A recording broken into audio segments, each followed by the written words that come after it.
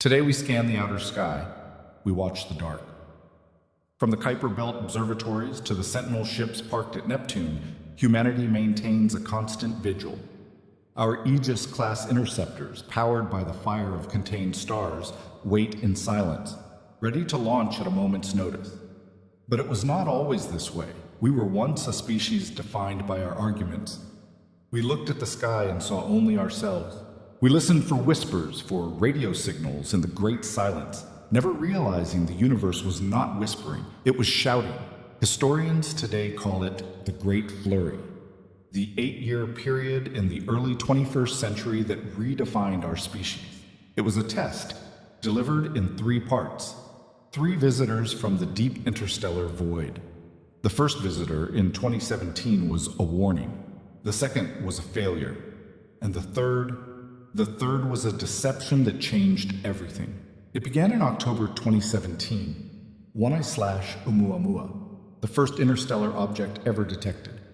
It was a shock to the system. It didn't behave like a comet. It had no visible tail. It wasn't round. It was long and thin. And most terrifyingly, as it swung around the sun, it accelerated.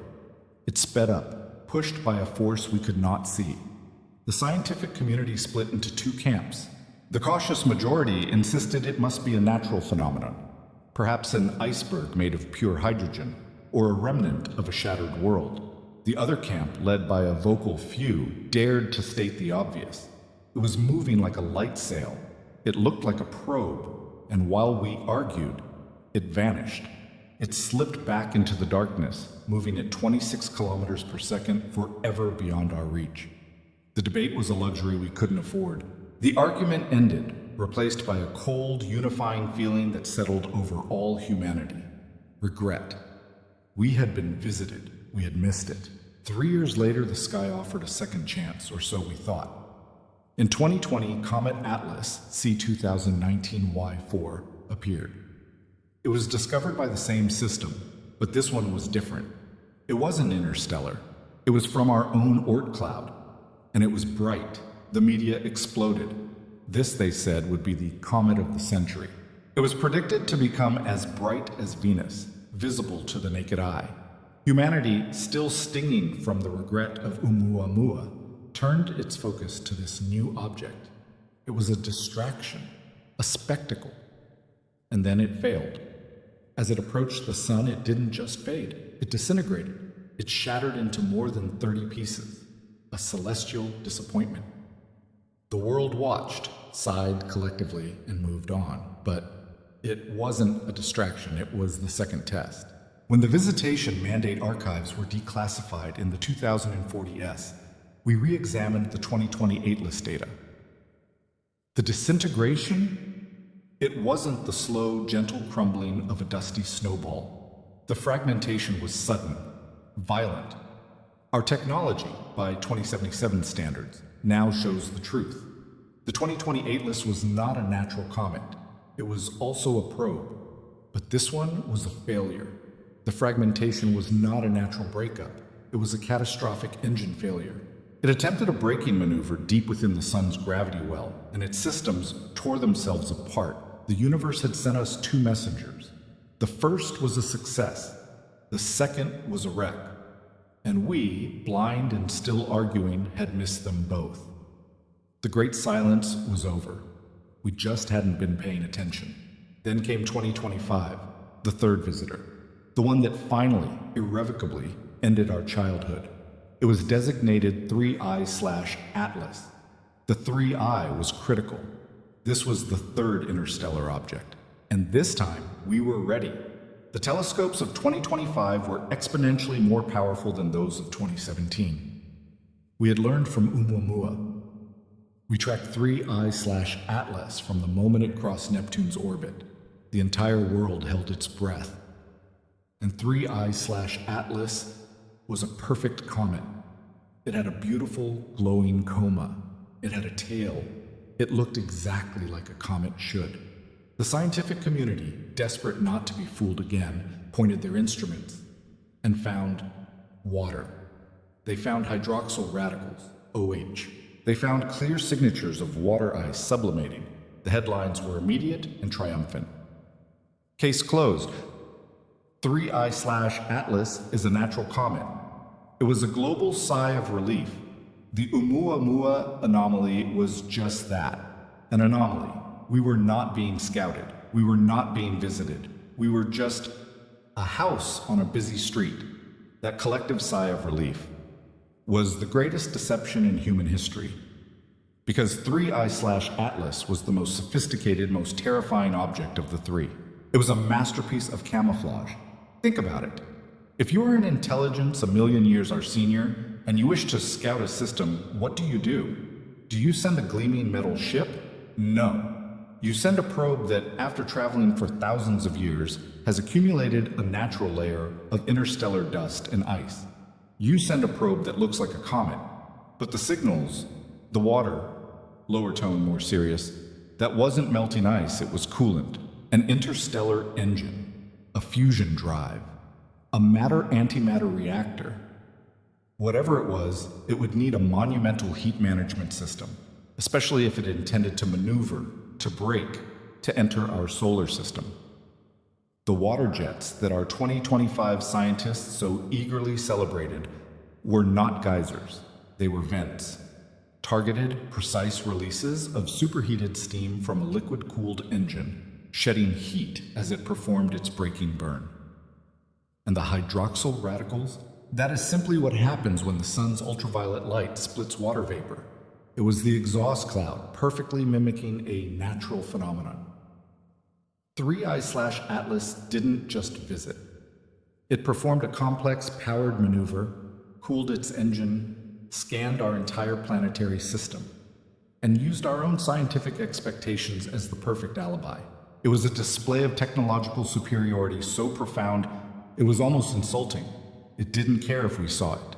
It knew we wouldn't understand. It decelerated, it lingered, and then, its mission complete, it accelerated once more, vanishing back into the void, leaving behind a solar system that finally understood. We were not alone, and we had just been scanned. The 3I/Atlas deception ended all debate. It shattered our apathy. It unified the planet in a single terrifying purpose. In 2028, the United Nations passed the visitation mandate. It was the simplest and most complex decree in history. Humanity would build a technology capable of intercepting and matching velocity with the next interstellar visitor. We would catch 4I, and we would do it within 12 months of detection. The problem: physics. Tsiolkovsky's rocket equation was a brutal tyrant. To chase down an object moving at interstellar speeds, 90% of a chemical rocket would need to be fuel. We'd have to launch a ship the size of a city. Impossible. The original Project Lyra concept from the 2020 S, using a solar Oberth maneuver to dive bomb the sun, was deemed too slow, too risky, and a one-shot gamble. We didn't need efficiency like our old ion drives. We needed raw thrust. We needed speed. We needed both. The answer, as it always had been, was fusion, but the fusion in a bottle concept. The stable tokamaks. They were for power plants, not for rockets. We needed something different. The bottleneck wasn't the engine, it was the fuel. The DT, deuterium-tritium, reaction was powerful, but it released a flood of neutrons that would irradiate the ship. The solution was DHE-3, deuterium and helium-3, a reaction that was aneutron. It released clean energy, but helium-3 is almost non-existent on Earth. There was only one place to get it in industrial quantities: the Moon. The great lunar mining rush of the 2030 S wasn't for gold or water. It was for helium-3, baked into the lunar soil by 4 billion years of solar wind. That He3 became the gold of the new space race. With the fuel secured, we built the engine. It was not a gentle flame. It was a cannon. We built the Z-pinch drive. The concept is beautifully violent. First, we take a tiny pellet of frozen deuterium and helium-3 and inject it into the reaction chamber. Second, an array of massive capacitor banks, charged by a small onboard fission reactor, discharges millions of amperes of electricity in a single microsecond. Third, This current creates a massive electromagnetic field, the Z-pinch, that crushes the fuel pellet. It is magnetic pressure, squeezing the pellet with the force of a star's core. Fourth, the pellet ignites, achieving fusion. It detonates. Fifth, this explosion of pure plasma, hotter than the sun, is contained and directed not by a physical wall, but by a magnetic nozzle. An explosion. A microsecond of thrust, and you do it again and again, 10 times per second. The result? A continuous pulsed explosion. A pillar of fire that could burn for months, changing the ship's velocity by hundreds of kilometers per second. It was fast enough. It could achieve 5% of the speed of light. The Aegis-class interceptor was born. But in solving one problem, we had created a new, more horrifying one. At 5% of the speed of light, 15,000 kilometers per second, the universe is no longer empty. It is a minefield. A single grain of sand, a micrometeoroid, encountered at that speed, does not tink off the hull. It has the kinetic energy of a tactical nuclear weapon. A pebble? Game over. Early interstellar concepts like the 1970s Project Daedalus had proposed a massive, thick disk of beryllium. But this was too heavy, too brittle. We needed armor. We needed a shield. We looked at the Whipple shield concept used on the International Space Station and scaled it into a technological marvel. The layered carbon fiber composite shield. It's not a solid wall. It's an ecosystem of defense. Layer 1. The ablative. This is the first thin, dense, sacrificial layer. When a particle hits it, the particle and the armor are instantly vaporized, turning the solid impact into a cloud of superheated plasma. Layer 2, the gap. A large, empty space. This is the most critical part. The plasma cloud expands as it travels, dissipating its energy over a wider area. Layer 3, the weave. Not a solid plate, but dozens of layers of woven carbon fiber, stronger than steel and lighter than aluminum. This weave acts like advanced Kevlar, catching and dispersing the now weakened cloud of shrapnel. The interceptor could now survive the journey. It wasn't invincible, but it was tough. It was ready. The Z-pinch drive is our workhorse. It powers the Aegis fleet that stands guard at Neptune today, but 0.05c, 5% of light speed, is slow. It's 80 years to Proxima Centauri. We are an interstellar species now. We are no longer content to just defend our home. We are curious. The Z-pinch drive is the Mark I. The Mark II interceptors, currently under construction at the lunar shipyards, are powered by something else. We still cannot build a pure antimatter engine. The energy cost is too high. But we have learned to use antimatter not as fuel, but as a catalyst. We use it as a spark plug. The Z-pinch requires massive, heavy capacitor banks to crush the fuel.